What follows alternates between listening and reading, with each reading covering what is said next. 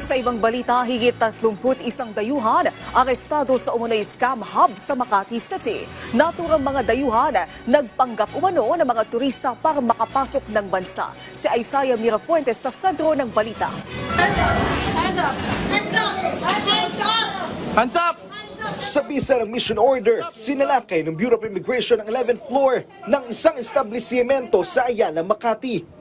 Ito ay matapos sila makatanggap ng impormasyon na may mga dayuhan na iligal na nagtatrabaho sa gusali. Bubungad sa BI, ang mga dayuhan na napag-alamang nagtatrabaho pala bilang mga scammer.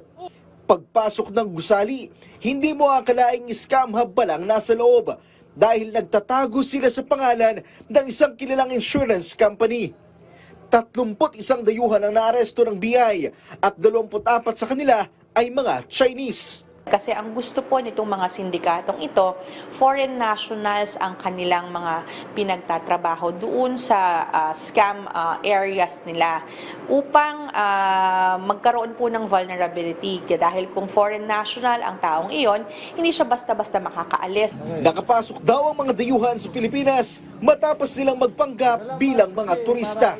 Inaalam pa ng mga otoridad kung gaano nakatagal nag-ooperate ang sinalakay na scam hub. Mukhang at least ilang buwan na po sila dito kasi kumpleto po yung kanilang mga gamit doon. There were complete facilities in the area. Yung kanilang mga workstations mukhang nakaset up na talaga ng matagal na. Kasalukuyan din nilang inaalam kung sino ang pasimuno sa nasabing scam hub. Maharap ang mga naarestong dayuhan sa kasong undesirability at working without permit. Posible silang ma-deport at ma-blacklist sa Pilipinas. Isaiah Mirafuentes para sa Pambansang TV sa Bagong Pilipinas.